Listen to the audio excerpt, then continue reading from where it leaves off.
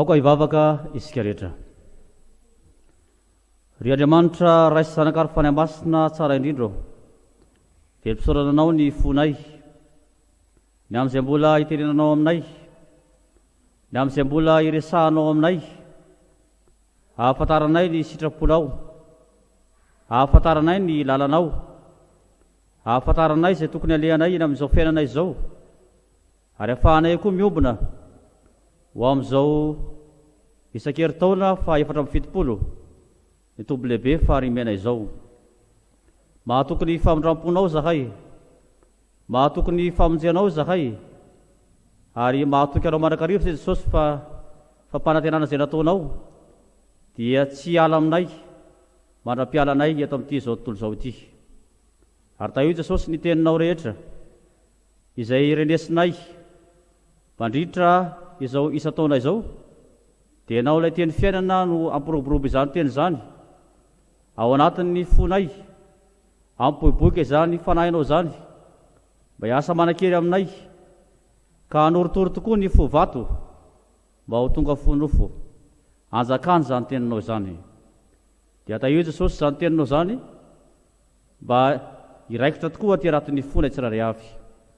Dia amin'ny anaranao Kristy mahavonjy irery ihany nanaovanay sy anirinay izany vavaka izany.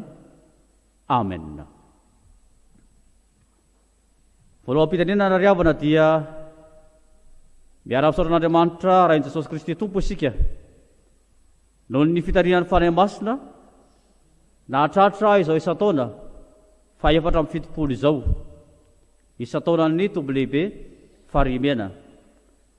Eny fa na dia amin'ny fomba manokana tsy afaka mifanatrika any toerana aza dia tsy tapaka kosa ny fandrenesantsika ny teniny izay mamelombelona ny fanahintsika, mampitombo ny finoantsika ary mampifankatia indrindra. Faharoa dia misaotra ny ray aman-drenin'ny Toby, ny birao-mpanomana, ny komity mpikarakara, ny amin'ny fanomezana anjaran'ny tenako pastora RAKOTONDRAMANITRA Mino vola, Tonia ny KTLM SPAnta Antananarivo, ary dia raisiko ampifaliana, raisiko ampanatretena indrindra izany tompoko. Fahatelo dia faly miarabantsika, mpianakavy ny finoana, zanaky ny filazany tsara amin'ny anaran'i Jesosy lohan'ny fiangonana tompoko, ary mirary indrindra ny fiadanan'ny Tompo Jesosy ho amintsika tsirairay avy. Toriteny fahadimy no anjara izay nomena sy arahantsika izao ry havana, kasokafo ny baibolinao ao amin'ny Jeremia 7 andininy voalohany ka hatramin'ny 7. Ny tenin'Andriamanitra izay anjarantsika dia hitantsika ao amin'ny Jeremia 7 andininy voalohany ka hatramin'ny 7. Rehefa samy mahita isika dia toy izao fivaky ny teny amin'ny anaran'i Jesosy Kristy tompontsika. Izao no teny tonga tamin'i Jeremia avy tamin'i Jehova. Mitsangana eo ambavahadin'ny tranon'i Jehova, ary toroy eo izao teny izao, ka ataovy hoe: mihaino ny tenin'i Jehova ianareo ry Joda rehetra, izay miditra amin'ireto vavahady ireto, mba hiankohaka eo anatrehan'i Jehova. Izao no lazain'i Jehova tompony maro, Andriamanitry ny Israely. Ataovy tsara ny lalanareo sy ny ataonareo, dia amponeniko amin'ity tany ity ianareo. Aza mahatoky ny teny langa hoe: tempolon'i Jehova, tempolon'i Jehova, tempolon'i Jehova ity.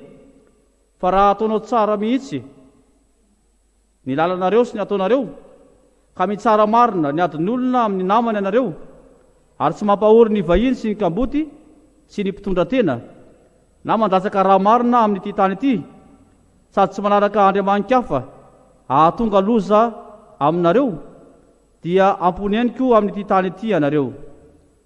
Dia eto amin'ny tany nomeko ny razanareo hatramin'ny ela ka ho mandrakizay. Ray masonao manamasinana amin'ny fahamarinana, ny teninao no fahamarinana. Amen.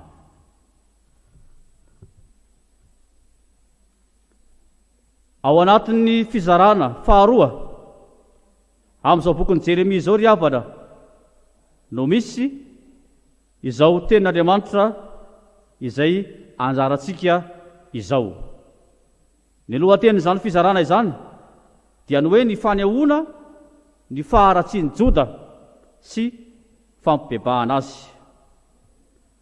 Ny fahatokitena, izany no antony lehibe anankiray izay mahatonga ny faharatsian'i Joda. Ary dia ny amin'ny fahatokitena izay resahana io indrindra no asongadin'izao perikopa izay ananantsika izao. Arak'izany dia ariarin'ny soramandrony editorany Baiboly ny fiankinam-pona tamin'ny tempoly sy tamin'ny fomba-pivavahana. Izany no anisany tena fototry ny fahatokitenan'i Joda. Araka ny finoan'ny Israely, indrindra fa ny vahoakan'i Joda tao amin'ny fanjakana atsimo, dia masina, manana ny heriny na manana mpovoarana manokana tokoa ny tempolin'i Jerosalema, satria trano na fitoerana masina fonenan'i Jehova, ilay Andriamanitra avo indrindra sy tsy toa. Novetesina ankira izany, ka hoy mpanao salamo hoe: Jehova dia ao amin'ny tempolin'ny masina, ny seza fiandrianan'i Jehova dia any an-danitra. Salamo 124:1. Izany hoe nampifandraisin'ny Israely, nampitoviny ny seza fiandrianan'i Jehova any an-danitra sy ny tempoly tany Jerosalema. Ny mpaminany sasany toa ny abakokako ihany koa dia ny dera, ny herin'i Jehova izay monina tao amin'ny tempoliny, ka nanao hoe: Jehova dia ao amin'ny tempolin'ny masina, mangina eo anatrehany ny tany rehetra. Santionany ihany zany fa maro tsy tambo isaina ny filazana momba ny tempolin'i Jehova rehefa mamaky ny testamenta taloha isika, sy ny fanandratana azy ho tranon'i Jehova na fonenana masina. Ambara azy amin'ilay teolojia atao hoe teolojian'ny Ziona, fa naorin'i Jehova haharitra mandrakizay izany tempoly tao a Jerosalema izany, ka tsy hisy olombelona haharava azy, satria Jehova tenany no miaro azy, ary atsangan'i Jehova ho reny vohatra izao tontolo izao ara-pivavahana izany toerana izany. Tsy diso velively ny finoan'ny Israely, fa marina tokoa, satria rehefa vitan'i Solomona ny tempolin'i Jerosalema ka natokana, dia izao ny teny fikasan'i Jehova momba azy: efa no amasiniko ity trano izay nataonao ity, mba hampitoetra ny anarako mandrakizay, ary ho amin'izany Ary ho amin'ity trano ity mandrakariva ny masoko sy ny foko. Mpanjaka voalohany toko fahasivy andininy fahatelo. Vokatr' izany teny fikasana izany no nahatonga ny Israely nino fa na inona mitranga amin'izy ireo dia tsy hahafoy azy Jehova. Na tahaka ny ahoana ny herin'ny fahavalo izay hanafika azy ireo dia tsy maintsy hamonjy azy ireo Jehova. Izany hoe loha heverin'ny Israely fa raiki-trosa tamin'izy ireo Jehova Andriamanitra noho ny amin'ny finoana masina izay teo amin'izy ireo. Arak'izany dia rariny tokoa raha nirehare ny amin'ny tempolin'i Jehova nitoko taminy Israely, satria tao tokoa Jehova sy ny voninahiny ary ny heriny tsy toa, araka ny voalaza salamo. Izao anefa no zavatra adinon'ny Israely, izao anefa ny zavatra izay tsy tsaron'ny Israely sy Joda. Tsy teny fikasana ny amin'ny ahafonenany ny tempolin'i Jerosalema fotsiny no nomeny Jehova azy ireo, fa misy indrindra ihany koa ny afatra sy ny fampitandremana. Toy izao zany fampitandreman'i Jehova izany. Raha miala amin'ny fanarahana kosa ianareo na ny zanakareo ka tsy mitandrina ny lalako sy ny didiko izay nataoko teo anoloanareo, fa mandeha manompo andriaman-kafa miankohaka eo anatrehany, dia ho fongoroko amin'ity tany ity izay omeko anareo ianareo. Izany no hafatra izay napetraka. Ary dia io hafatra, io fampitandremana io indrindra no nataon'ny Jiosy, nataon'ny Joda, nataon'ny Israely tsinotsinona, satria lasa nanompo an'ny Bala sy ny Asera izy. Andriamanitra ny fahavetavetana. Nanao izay ratsy indrindra teo imason'i Jehova izy. Vokatr' izany dia natolotry Jehova ho babon'ny Asirianina ny Israely tao amin'ny fanjakana avaratra. Ny vahoakan'ny Joda kosa mbola lomeny Jehova Andriamanitra tombonandro hibebahana, handray lesona amin'izany fahavoazana lehibe izay nahazo ny fanjakana avaratra izany. Tsy nampiova ny toetra ny Joda nefa izany, fa vao mainka aza nampitrosaka ny amin'ny fahatokitenany, nampitombony freriany, satria no heveriny fa noho ny tempolin'i Jehova, noho ny fombam-pivavahana fanao no nahatonga ny loza izay nanjosy ny atra tao avaratra. Vokatr' izany dia sady ny alokaloka tamin'ny fahatokitiana izy ireo no nanohy hatrany ireo faharatsiana mahatsiravina izay nahazatra azy. Rehefa mamaky ny toko faharoa hatramin'ny toko fahadimy isika dia hiariary amintsika izany faharatsiany Joda izany, ary ahazahoantsika fampitreretana sy fananarana, satria ny faharatsian'ny olombelona eo anatrehan'Andriamanitra hatramin'ny fahalavona ka hatramin'izao dia sahala avokoa. Raha lazaina amin'ny ankapobeny dia ny eo pampana tokoa izany faharatsiana izany, satria voalaza amin'ny toko fahadimy fa saika ny olon-drehetra tao amin'ny tanànan'i Jerosalema sy tao a Joda no niala tamin'ny fanarahana ny sitrapon'i Jehova. Gaga sy nalahelo noho izany Jehova Andriamanitra, ka lobolana hoe mivezivezé any an-dalambe an'i Jerosalema ianareo, ka izaho sy fantaro ary tadiavo ao ankalalahana, fa raha mba misy olona hitanareo izay manao ny marina sy mitady ny hitsiny, dia havelako ny eliko Jerosalema. Ao anatin'izany faharatsiana rehetra izany anefa dia mihevitena ho mpivavaka, mihevitena ho mpanaraka mahafatra-po ny vahoakan'ny Joda sy ny mpitondra azy, mazoto mivoaka sy miditra ao amin'ny tempoly, mazoto manatanteraka ny fomba-pivavahana araka ny lalàna, manao fanatitra, mifady anina, manao voady sy ny adidy isan-karazany.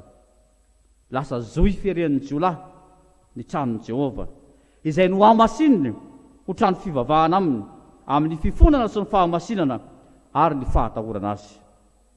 Zohy feren'ny jiolahy satria toe-panahy tsy araka ny sitrapon'Andriamanitra, miaina amin'ny fahalovana fijangajangana, fanompontsampy, izany ny entin'izy ireo niseho teo amin'ny Jehova sy nivavahany taminy. Zo firen'ny Jiolahy satria fanaovana fitadiavam-bola amin'ny alalan'ny varotra sy ny takalo isan-karazany ny tempolon'i Jerosalema. Efatry ny ela tamin'ny andro ny Isaia no nanaovana ny tranon'i Jehova tahaka izany. Arak'izay hitantsika ao amin'ny Luka 7:20 dia nitoy hatramin'ny andro Jesosy koa izany fomba ratsy izany izay nahatezitra azy ka nandroahany ny mpivarotra sy ny mpividy ary ny mpanakalo. Teo anatrehan'izany dia tonga tamin'ny vahoakan'ny Joda izay tonga maraintsy hariva tao amin'ny tempoly hiankohaka amin'ny Jehova ny valitenin'i Jehova izay nampitondrainy an'i Jeremia, arak'izay hitantsika amin'ny ity toko 7 andininy 1 ka hatramin'ny 7 ity. Tsy hafa izany valiteny izany fa ny fanehoana indrindra, fampiariariana, fampibaribariana ny faharatsiny, mitaky fibebahana marina aminy izay hambarany eo amin'ny andininy 3 Andriamanitra. Ataovy tsara ny lalanareo sy ny ataonareo dia amponeniko amin'ity tany ity ianareo. Ny ity nambara amin'izany dia zao: efa niala tamin'ny lalan'i Jehova ianareo, niala tamin'ny lalan'ny finoana sy ny fahamasinana ary ny fahamarinana araka ny sitrapony, nivily tamin'ny lalan-diso sy ny fahotana sy ny faharatsiana. Noho izany dia takian'i Jehova hibebaka, hiverina amin'ny lalana marina, hiverina amin'ny lalana mahitsy, ary hiala amin'ny asa ratsy izay mahazatra azy. Tansain'i Jehova amin'ny andininy manaraka ny fototra izany asa ratsy izany. Fitsarana tsy marina ny adin'olona, fampahoriana ny vahiny sy ny kamboty ary ny mpitondra-tena, fandatsahana raha marina amin'ny tany, fanarahana andriaman-kafa izay mahatonga loja. Ary dia apetraky Jehova ho fepetra voalohany izay ahazahoan'izy ireo ny fitahiny, ahazahoan'izy ireo hipetraka amin'ny taniny ny fibebahany vahoakan'ny Joda hiala amin'ireo fotom-paharatsiana rehetra ireo. Teneniny mafy izy ireo, tsy hitoko foana ny teny lainga hoe tempolin'i Jehova, tempolin'i Jehova, tempolin'i Jehova ity. Lainga sy fitaka tokoa satria tsy ho amin'izany naoviana no hidirany amin'io tempolin'i Jehova io. Ary raha izany tempolin'i Jehova izany tsy izany velively no atao hoe mahavoafonjy azy ireo automatika, tsy hoe noho ny fisian'ny tempolin'i Jehova dia ho voafonjy ho azy ny olona. Ny mifanohatra amin'izany aza nolazain'i Jehova fampitandremana izay napetrany amin'ny fotoana izay nitokanana ny tempoly. Amafisiny zao perikupa izao: raha ataonareo mahitsy tsara ny lalanareo sy ny ataonareo dia amponeniko amin'ity tany ity ihany ianareo, dia eto amin'ity tany izay nomeko ny razanareo hatramin'ny ela ka ho mandrakizay. Mazava izany teny sy afatra izay napetraky Jehova ho an'i Joda izany, tokony nazava tamin'izy ireo ihany koa tamin'ny alalan'izany, fa tsy nisy mihitsy izay antony tokony ho nireharian'izy ireo nitokiny fatratra ny amin'ny tempolin'i Jehova sy ny fomba-pivavahana noho ny fahotana sy ny faharatsiny. Tokony nibebaka niaraka tamin'izay izy ireo mba ho voavonjy ny famondram-pon'Andriamanitra, mba ho voavonjy ny fahasoavan'Andriamanitra. Tsy izany anefa ny tranga arak'izay voalaza teo, fa manamafy fo, mikiry biby amin'ny faharatsiana izy ireo. No tanterahan'i Jehova tamin'izy ireo tokoa ny loza izay nampitandremany azy, no ravaina tanteraka Jerosalema sy ny tempoly, ary navela ho laviny fahavalo, ho babo ny fahavalo izy. Ina ny antony nahatonga an'i Jehova rao izany? Famaizana ny Joda noho ny fahotana, fanesorana ny tempoly izay tonga vato mahasolafaka azy ireo tamin'ny fiankinam-poana taminy, fa tsy tamin'ny finoana sy ny fahatahorana azy. Lasa sampy izay notompon'ny Joda ny tempoly sy ny fomba-pivavahana, ka nofongorona an'i Jehova, na dia tiny na dia nametrahany tokoa ny anarany aza. ho fitaizana ihany koa ny olon'Andriamanitra mba hahatsiaro tena ao anatin'ny fampahorin'ny fahavalo ka hahatsiaro iverina amin'ny Jehova ilay Andriamanitra ray mpiantoka sy mpiaro ary mpiahy azy ireo. Ry zanaky ny filazantsara, teny fikasan'Andriamanitra hatramin'ny voalohany ny ananantsika fiadanana sy fahasambarana, ary tena malahelo tokoa izy amin'ireo izay tsy mahasapa-tena ny amin'izany. Ny zava-misy hatramin'ny andron'ny zanak'Israely ka hatramin'izao dia ny fanaovana ny sitrapon'Andriamanitra dia fitahiana, ary ny tsy fanoavana ny sitrapon'Andriamanitra dia ozina ny ao ambadika izany. Mampirisika anao ary ny tenin'Andriamanitra amin'ity androany ity. Ataovy tsara ny lalanao sy izay ataonao. Koa raha manandrara amin'ny raha mpitsarana ianao na mpisehatra amin'izany dia manaova mizy-roa amin'ny fahamarinana. Ataovy mazava amin'ny asanao sy amin'ny izay rehetra ataonao, izany mahazanaky ny filazantsara izany. Mahaiza mandray vahiny, mahaiza mikarakara azy. Miatrano ka mbotsy sy mpitondra tena, izany zavatra izany dia efa maro be namerenana tamintsika sy nitoriana tamintsika izany resaka izany. Ambara eto koa ny amin'ny tsy azo andatsahana raha marina fa ny tena mahatsiravina dia ny fanarahana Andriaman-kafa izay mahavery tokoa izany riavana. Tadidio riavana fa izany rehetra izany no mahatonga loza araka ny faminanian'i Jeremia, ary tsy araka ny faminanian'i Jeremia ihany fa araka izay lazain'ny soratra masina iray manontolo. Mahatonga loza dia ny fahaverezana mandrakizay. Rehefa mijery ny Lioka 7:1 ka hatramin'ny 7:70 isika dia mitantara ny amin'ny tomanian'i Jesosy any Jerosalema, satria niafina tamin'ny masony ny momba ny fiadanana izay nentin'i Jesosy. Rakotra faharatsiana isan-karazany ny tempoly. Fa eto koa dia ahitsiny ny faminanian'i Jeremia fa misy ny mpandainga, misy ny mpamitatena ka milaza hoe tempolon'i Jehova, tempolon'i Jehova, tempolon'i Jehova ity.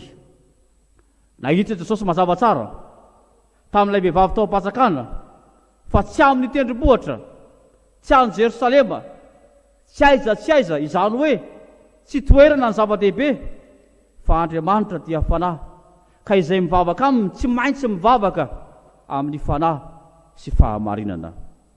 Fa ankehitriny manao ahoana ny fisehony? Rehefa tonga eo amin'ny fiangonana fotsiny dia efa zava-dehibe izay. Rehefa mamonjy toby dia efa tsara izay. Misy ny milaza fa fiangonan-drazana io tao izay natao batisa, mpandray fanasan'ny tompo ao izay menakavy, manatanteraka ny asa fanompoana isan-karazany, manao adidy. Manaitra ny sainao riavana ny tenin'Andriamanitra n'ity androany ity. Fandrao dia diso hevitra, fandrao dia diso lalana, fandrao dia mamitatena. Kay fombafomba fotsiny izany no atanterahanao, kay ny tenanao fotsiny no ao am-piangonana, ny vavanao fotsiny no milokaloka tempolon'i Jehova, tempolon'i Jehova, fa ny ataonao, ny lalanao, ny fonao tsy amin'ny fanajana an'Andriamanitra velively. Izany no tondrona amin'ny mpanaja molotra fotsiny, fa ny fony dia lavitra an'Andriamanitra. Mangotsoka ny fontsika satria ny katona nandritra ny fotoana naharitra ny trano fivavahana. Maro be ny kikika, ny antsoantso, taraina milaza hoe mangetaeta izahay. Raviana vao isokatra ny fiangonana. Maro be ny mitsetsetra hoe ohatra izao isika efa ny fampitaona tany amin'ny Tobilehibe Farihimena. Fa mampieritreritra dia izao, sao dia fampandinian-tena lalina ao antsika izao zavatra mitranga izao. sao dia fampieritrretana lalina ho antsika izao zava-misy izao. Tsy misy zavatra tonga ho azy ry havana malala. Fandrao isika izay mandre zao ten'Andriamanitra izao, ilay mpiogaoga mpahazarana fotsiny ihany, hoe tempolon'i Jehova, tempolon'i Jehova. Sao dia ataonao sampy io trano fivavahana io, io toerana masina io, izay naorin'i Jesosy tamin'ny alalan'ireo Tobilehibe 4. Sao dia no heverinao ho toeram-pitsangatsanganana izany. Sao dia no heverinao fa ho fanaovana aventura izany. Misy mieritreritra an'izay andehanana amin'ireny tobo masina ireny, hitadiavany vahaolana fotsiny amin'ny problema izay mitrango eo amin'ny fiainany. Misy manao ny mpitoroteny sasany ho tahaka ny sampy, ka tsy Jesosy tsony loja ireny fa ilay mpitoroteny. Rehefa ranona aneo dia tsy mahazo aim-panahy, fa rehefa ranona aneo dia ao tsara, mahazo aim-panahy tsara, mandray tsara. Ataovy tsara ny lalanao sy ny ataonao. Amin'ny fomba ahoana? Amin'ny fibebahana irery ihany ry havana. Tsy ampy ny hoe kristianina, tsy ampy ny hoe mpivavaka, tsy ampy ny hoe zanaky ny filazantsara, tsy ampy ny hoe pastora, tsy ampy ny hoe katekista, tsy ampy ny hoe mpiandry sy ny sisa sy ny sisa. Fa ampy hoe mibebaka. Kristianina mibebaka, mpivavaka mibebaka, zanaky ny filazantsara mibebaka, pastora mibebaka, katekista mibebaka, mpiandro mibebaka. Izay titra ny fanompona entinao, ampy hoe mibebaka. Inona ry havana no tsy maintsy bebahana? Mampieritreritra ny zava-misy tamin'ny Isan-taona SPAnta fa izay tamin'ny mbola nitambatra ny synodam-paritany maromaro amin'izao fotoana izao nitambatra tao amin'ny SPAnta. Nahavory olona betsaka izany tamin'ny andron'ny dada pastora Toriteny. Dia hoy Jesosy taminy, raha anio no tonga Toriteny dia vitsy ny olona ho voavonjy amin'ireto mpanao isan-taona ireto. Mampatahotra izany ry havana, mampieritreritra izany ry havana. Olona vory maro hivavaka n'anton-dia, kanefa dia lazaina fa vitsy dia vitsy amin'ireo no voavonjy.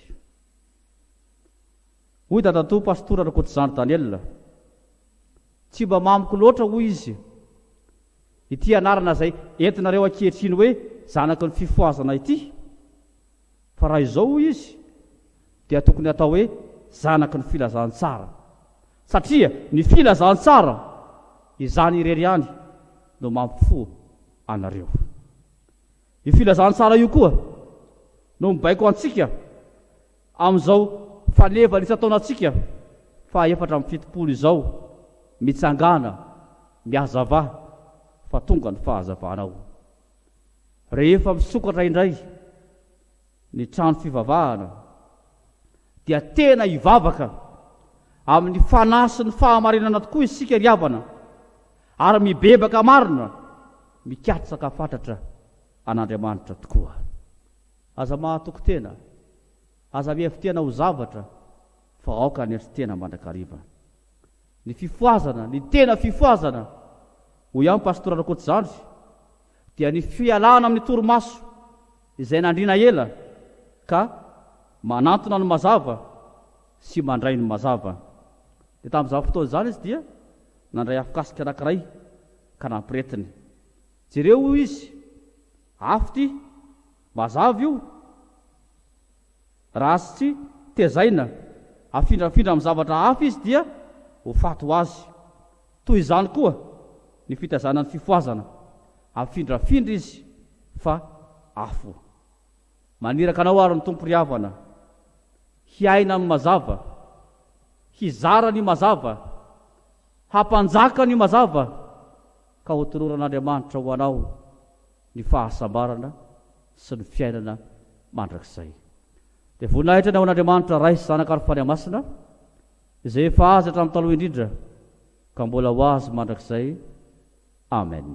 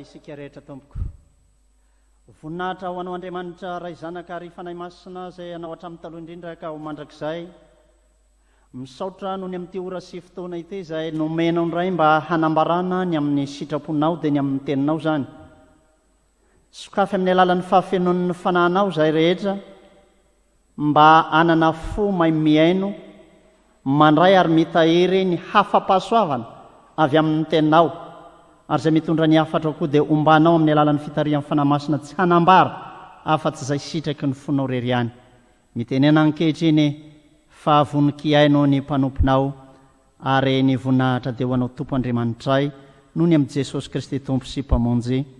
Amen. Amin'ny fifaliana ry havana no anolorana antsika ny fiarabana amin'izao fotoana ny isan-keritaona ny Tobilehibe Farihimena fa 7 izao. Ity moa no toriteny faha 4 izay anjara raisina amin'ity androany ity.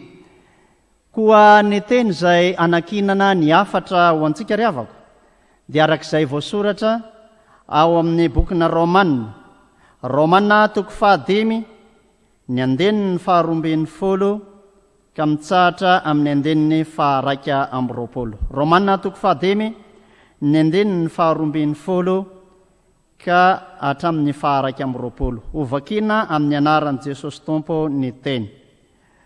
Koa izany dia tahaka ny diran'ny ota avy tamin'ny olona iray ho amin'izao tontolo izao. Ary ny ota no nidiran'ny fahafatesana ka nahatratra ny olona rehetra ny fahafatesana. Satria samy efa nanota izy rehetra, fa hatramin'ny alohan'ny lalàna azy dia nisy ny ota tamin'izao tontolo izao. Nefa tsy isaina ny ota raha tsy misy lalàna. Fa ny fahafatesana nanjaka hatramin'ny Adama ka hatramin'ny Mosesy, na dia amin'izay tsy nanota tahaka nanontany Adama azy, izay tandindon'ilay ho avy. Nefa tsy tahaka ny fahadisoana ny fanomezam-pahasoavana, fa raha ny fahadisoany anankiray no nahatonga fahafatesana ho an'ny maro. Maika ny fahasoavan'Andriamanitra sy ny fanomezana ny fahasoavana avy amin'ny olona iray, dia Jesosy Kristy no tonga be ho an'ny maro kosa.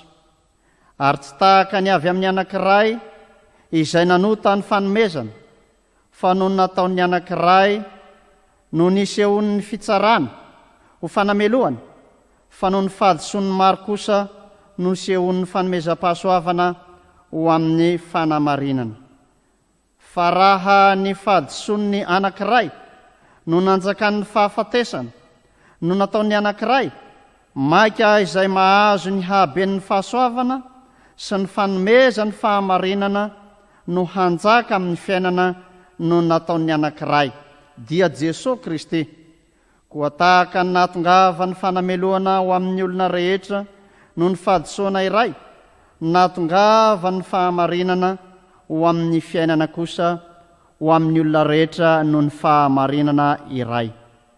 Fa tahaka ny nanaovana ny maro mpanota no ny tsy fanarahan'ny olona iray, no anaovana ny maro ho marina kosa no ny fanarahan'ny anankiray.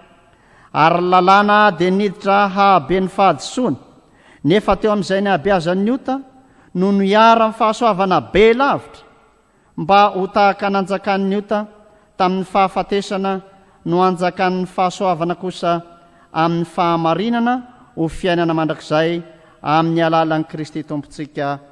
Amen. Ray masino manamasinana amin'ny fahamarinana, fa ny teninao no fahamarinana. Amen. Ry fiangonana malala ho aminareo rehetra ne ny fahasoavana omban'ny fiadanana avy amin'Andriamanitra ray sy Jesosy Kristy Tompo mpamonjy antsika.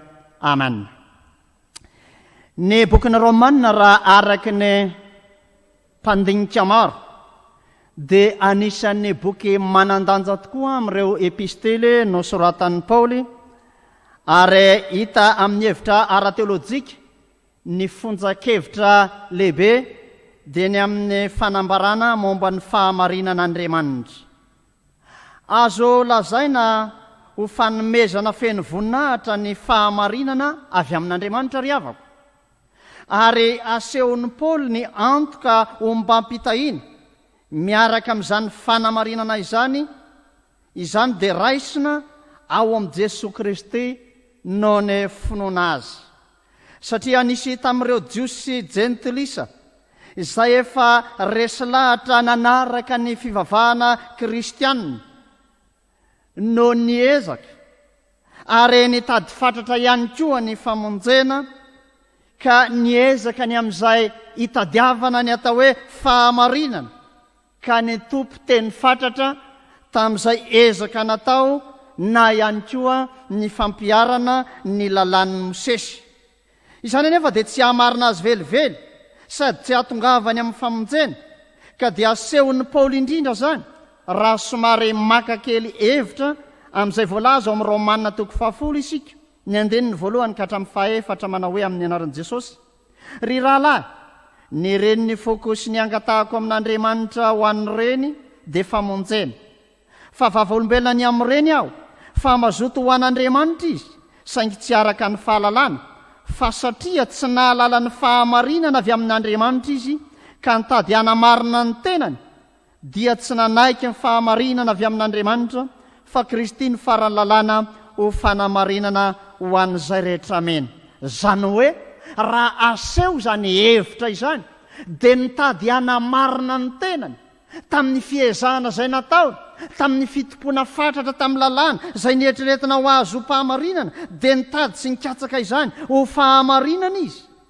Ary ao anatin'izany dia tsy hamarina velively ny olona izany, hoy ny apôstôly Paoly, ka dia aseho amin'ny alalan'izao perikopa Toriteny izao. Voalohany ary dia ny hoe ny tsy fahamarinan'ny olona vokatry ny fahotana izay nolovana tamin'ny Adama miteraka fanameloana ary miafara amin'ny fahafatesana. Ny faharoa kosa etsy an-daniny dia ny hoe fahamarinana avy amin'ny fahasoavana noho ny finoana Jesosy Kristy izay azahoana fiainana dia ilay fiainana mandrakizay. Ka dia toa maneho endrika fampitaha i Paoly eto dia ny mahakasika ilay Adama sy Kristy. Voalohany ary, ny tsy fahamarinan'ny olona vokatry ny fahotana.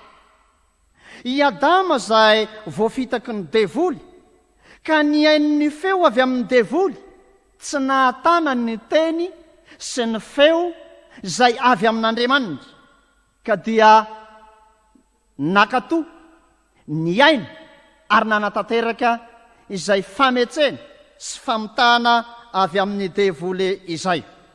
Hoy tokoa mantsy ny soratra masina ao amin'ny Jakoba toko voalohany ny 4:4 sy ny 5:10 hoe samy alay-panahy ny olona rehetra raha tarihin'ny filany sy ny fitahany izy, ary ny filana rehefa torotoronina dia miteraka ota, ary ny ota rehefa tanteraka dia miteraka fahafatesana. Torotoronina tao an-tsaina, tao am-pony Adama ny nieritreritra ny feo avy amin'ny Satana, ka dia niteraka ota ho azy zany, ary ny fampiarana izay nataony tamin'ny fitaomana amin'ny fitsiritan-dratsy izay nataon'ny Satana dia nahatonga fahafatesana. Ny fanahy izay manota raha teo ny bokin'ny Ezekiela no Ofaty. Ary ao anatin'izany dia nahatratra ny olona rehetra ny fahafatesana noho izay nataon'ny Adama izay, ka dia tonga mpandova ota raha olombelona vokatry izany fahotan'ny olona anankiray izany, ka nahazo ny olona rehetra ny fahafatesana. Hoy ny Romana 7:7 hoe fa ny fahafatesana ny tambon'ny ota, ka dia nahazo ny olona rehetra ny fahafatesana. Ary ny Romana 2:5 ny Ezekiela dia milaza fa ny fanahy izay manota no faty vokany aseho avy any an-danitra ny fahatezeran'Andriamanitra amin'ny faharatsiana sy ny tsy fahamarinana rehetra, ka no iotoepo, faniriana, fikasana ary fanaovana eo dia tanteraka ny fitsaran'Andriamanitra, ary ny fandikan-dalàna, ny ara-tsi-panahy dia atao anatin'ny zany rehetrarehetra zany, ka dia niteraka ny fahafatesana izany. Niezaka nanamarina ny tenany tamin'ny lalàna, niezaka nanamarina ny tenany tamin'ny ataony anefa ny olona, nefa tsy ahatonga azy ho tanteraka sy marina izany, satria nandova ota izy, ny dikany izany avy amin'ny fahotany Adama, dia tena mpanota 100 isan-jato ny olona, ary tsisy afaka manamarina ny tenany ohatse mpanota. Indraindray tokoa matahotra loatra ny atao hoe fitsaran'ny olombelona samy olombelona isika, ka tafiditra ao anatin'ny fahanamarinan'ny tena, tsy teo vasoka, tsy teo lesoka, ary indraindray raha tsy miambina aza ny tena zary fahotana dia ny mialokaloka ao anatin'ny tontolon'ny fanompoana. Ka ilazana fa taranak'i Abrahama izahay, taranaka tsy mba nandova ota izahay, manao ny fanompoana izahay, mety ho pastora, mety ho mpiandry, mety ho diakona, mety ho loolona, mety kanaza nampanao fanompoana amin'ny endriny maro samihafa, sanatria raha tsy miampina isika dia ho manamaro-tena noho ny amin'ireny asa atao amin'ny tontolo-panompoana samihafa ireny.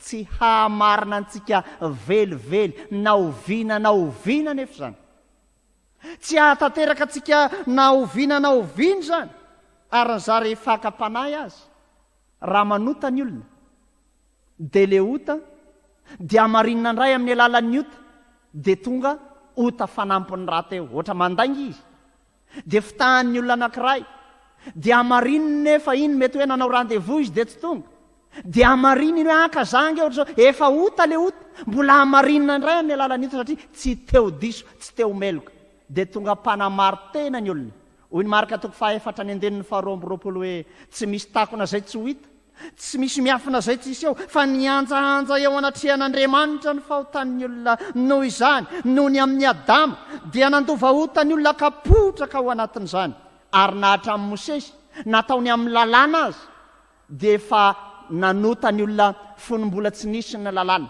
maika tonga lalàna dia lasa ho fanisana ny ota fotsiny zany fa tsy nahamarina ny olona noho izany dia Kristy ny farany lalàna ho fanamarinana ho an'izay rehetra zany hoe tsy nahatanteraka ny olona noho ny tsy fahatanterahany lalàna dia misy sazy ampiarina noho ny tsy fahatanterahany lalàna ka nandeha ny lalàna dia Jesosy Kristy ny farany fetrany tonga teo amin'ny Jesosy Kristy ny farafanatanterahana ny lalàna ny soloa ny voiny ny antona teo amin'ny azy fijaliana dia Jesosy Kristy ny farany lalàna ho fanamarinana ho an'izay rehetra meno azy ao anatin'ny fiainana izany tian'Andriamanitra ny olona ary fantany fa tsy tafavoaka velively amin'ny ezaka ataony tsy tafavoaka velively amin'ny ezaka izay ataony nenonenina fanamarinany teny izay maizy azy aho ny fisiko ny fanimpoko ny firazanako ny fiandrianako ny fahaizako ny fahalalako ny fananako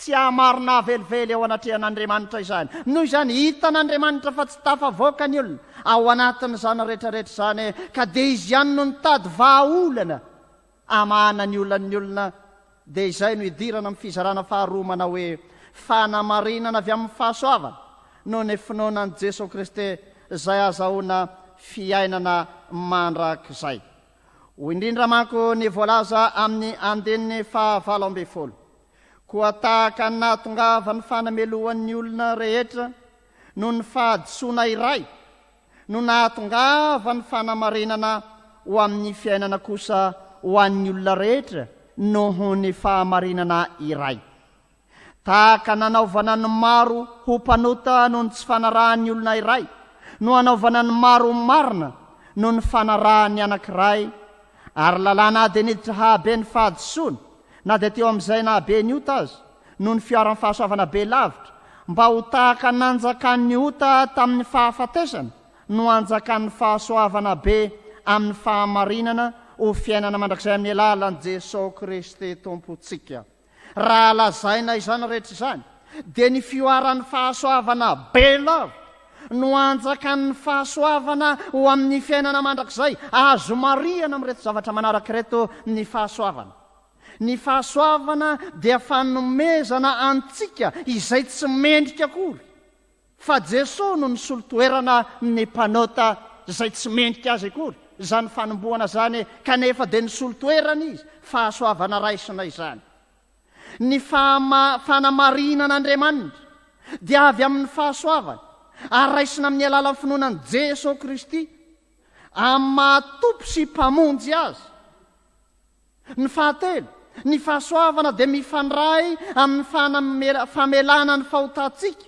voambara fa meloka araka ny lalàna isika mpanota satria tsy nahatanteraka izany ary meloka hatramin'ny andron'ny Adama meloka amin'ny atao rehetra meloka amin'ny toe-po meloka amin'ny fisainana meloka amin'ny fieritreretana meloka amin'ny fikasana ary meloka amin'ny fanatanterahana rehetra noho izany dia mifandray amin'ny famelan-kelo ny amin'ny fahotantsika voambara fa meloka araka ny lalàna ny mpanota ka Jesosy no solo eloka ny mpanota ary tokony ho meloka isika mandrakizay kanefa noho ny finoanan'i Jesosy dia voavela eloka noho ny fahafatesany teo amin'ny azo fijaliana isika izay nitondra fanavotana ao antsika ny fahasoavana izay no raisina tamin'ny batisa nandevenana ny herin'ny fahotana ka nananganana antsika indray olona vaovao ao amin'ny Kristy ary ny fiainana kristianina dia fiainana mirazotra amin'ny fiainan'ny Kristy afaka amin'ny fangejan'ny ota ka miaina amin'ny fiainana vaovao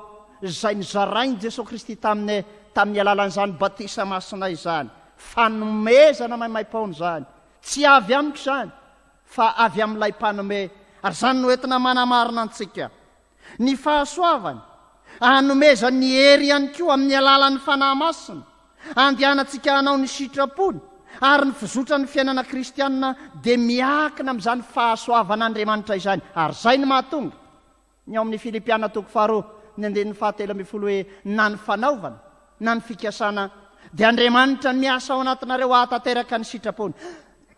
Izany hoe no ny asan'i Jesosy Kristy teo amin'ny azo fijalena, no ny fandatsahany rany teo amin'ny azo fijaliana, izay misy ankony, misy heriny lehibe, nitondra fanavotana sy fanafahana antsika, fanafahana tolobotsitra, dia nomena fahavelomam-piainana, fahavelomam-piainana anjakan'ny fiainana ao amin'ny Jesosy Kristy, maty noho ny amin'ny ota, tsy manompo ny ota intsony fa manompo amin'ny Kristy, ary fioarana be lavitra izany fanompona ny ota, fanompona ny Jesosy zany noho ny fahasoavany, noho ny fanompona ny ota. Ao anatin'izany ary, hoy Paoly, mbola anota ihany va isika, sanatria ozy amin'ny 9:9. Izany hoe ny fahasoavana raha-bangony dia fanraisana izay nataony Kristy ho an'ny mpanota, mba ho velona ny kitsim-po, mandray ny fanavaozana avy amin'ny Kristy, mifaly, midera, mivelona amin'ny sitrapony Kristy, maty noho ny amin'ny ota, ary velona araka ny sitrapon'Andriamanitra ao amin'ny Kristy noho ny fahasoavana. Atanteraka ny famonjena ka ny fandovana ny fiainana mandrakizay no anisan'ny tambony izany fahasoavana lehibe raisina ao amin'ny Jesosy Kristy izany. Raha fehezina izay voalaza dia ny hoe ny fiaran'ny fahasoavana be lavitra no nataon'ny olona anankiray dia Jesosy Kristy miohatra amin'izay fahafatesana nateraky ny olona anankiray dia Adama, ka raha ny be lavitra tsy aleo ve mandray ny be lavitra, ary Jesosy Kristy raha teo no efa nivonina hanome ny be lavitra, za avy mba hanananareo fiainana sady hanananareo be dehibe. Ao amin'ny Jesosy Kristy no misy ny fiainana, ary tsy ho tonga marina na oviana ny olona raha tsy Jesosy no manamarina azy. Ary mila mino an' Jesosy Kristy, mila tonga amin'ny finoana an' Jesosy Kristy, manaiky ny herim-panavaozan' Jesosy Kristy, ary manaiky ny fitarian'ny fanamasina ao amin'ny Jesosy Kristy, mba hiaina ny fiainana araka ny Kristy, fa tsy sanatria mpialokaloka amin'ny tontolo mpanompoana. Tadideo tsara fa ny Mateo 7 ny 9:20 ka hatramin'ny 7:20 amin'ny fitsarana farany dia hoy Jesosy manao hoe, misy teny amin'izany andro zany manao hoe, tsy efa nanao asa lehibe tamin'ny anaranao va zahay, tsy efa naminany tamin'ny anaranao va zahay, tsy efa namoaka Denis tamin'ny anaranao va zahay, fa hamaly Jesosy ka ilaza aminy hoe tsy fantatra akory ianareo na avitaiza, miala amiko ianareo mpanao meloka. Iza moa mpamoaka Denis? Mandy ny teny isika zanaky ny fifoazana. Iza mpanao asa lehibe? Mandy ny teny isika mpitandrina ny asan'Andriamanitra. Kanefa amin'izany fitsarana faran'izany dia isy zany faniliana tsy ho fahafantarana izany karazan'olo izany, zany olo izany ilay mpanamarina ny tenany amin'ny asa izay ataony, hanamarina ny tenany amin'ny lalàna ka mihevitra ho manana tombon-tany noho ny hafa azy, mety hanao tsinotsinona ny hafa, mety hanambany ny hafa, hevitena ho zavatra loatra ka antsy tonga tsenotsenona tsy mahamarina antsika izany, fa izany dia vokatry ny toe-tsaina, feno fahalovana, fandovana faharatsiana, toe-po, toe-panahy, toe-tsaina, miatraiky amin'ny fikasana sy ny fanaovana, ary miafara amin'ny fanatanterahana izay miteraka fahafatesana, satria rehefa tanteraka ny fampiarana ny ota iray dia miteraka fahafatesana ara-panahy no tambin'izany. Fandringanana mandrakizay no anjarako sy anjaranao raha ny tena tokony ho izy, kanefa noho ny fioaran'ny fahasoavana be lavitra noho ny amin'ny anankiray dia Jesosy Kristy. Andeha isaorana Jesosy Kristy, inona ny lesona azo bangoina amin'izany? Isaory Jesosy, tompoy Jesosy raha mbola velona ina ihany koa, ary itokio izy amin'izay nataony ho mpanamarina anao, fa tsy noho ny amin'ny ataoko sy ny ataonao.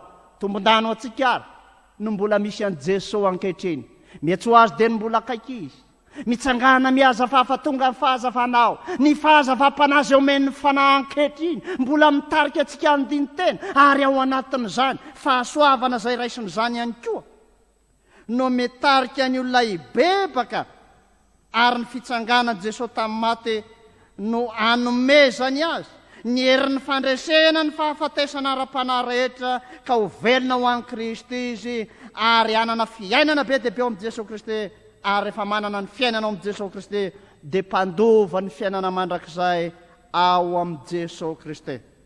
Ry havana, tombon-dano antsika ny mandray ny tenin'Andriamanitra.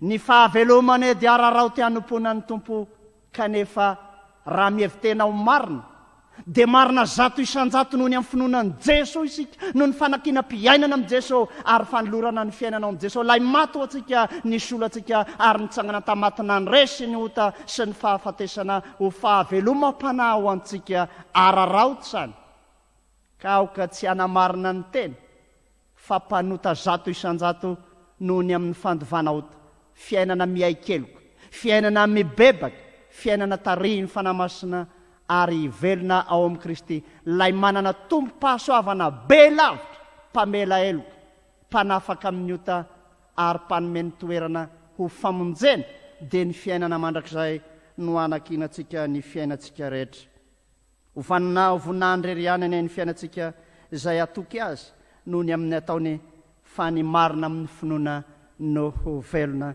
ka dia ho amarinina noho ny amin'i Jesosy Kristy isika ary ny fahasoavana be lavitra dia iaina amin'izay be dia be omeny Jesosy aza mitady zavaka faitsony fa sotso manam-paharoa ampy ahy Jesosy ohatra ity ka hatra re ampy ahy Jesosy ampy izay ataovy ampy ny fiainanao ny manara-dion'i Jesosy Kristy mivelona amin'ny fanamarinana izay ataony amin'ny finoana sy ny fahatokiana azy dia mba ho mpandova ny fiainana mandrakizay isika noho ny amin'ny famindrapony. Amen. Voninahitra ny ho an'Andriamanitra izay azy hatramin'ny taloha indrindra ka ho mandrakizay. Amen. Ivavaka isika misaotra anao indrindra Jesosy raha afaka nanome ny teny izay nambara taminay ianao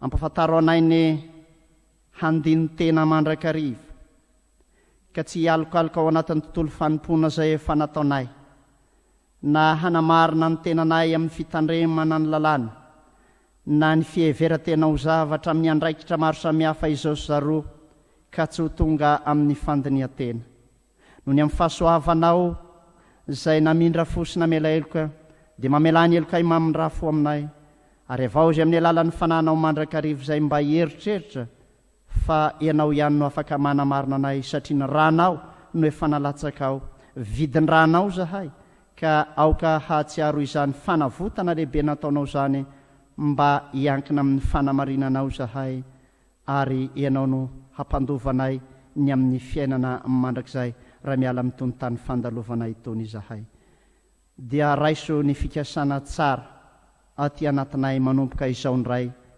mba hiavao mandrakariva amin'ny fitondratena masina araka ny sitraponao ka olom-baovao amin'i Kristy ary mandova ny fiainana vaovao ao aminao raha miala amin'ny tony tany fandalovanay itony. Raiso ny fikasanay ary mba ho voninahitry ny naranao no fahatanterahana izany ry Jesosy tompo mpamonjy anay. Amen. Raiso ny fitahina ny fitiavan'Andriamanitra ray ny fahasoavan'i Jesosy Kristy tompo ny firaisana sy ny fiombonana amin'ny fanamasina ho aminareo rehetra ny hatramin'izao ka ho mandrakizay. Amen. Be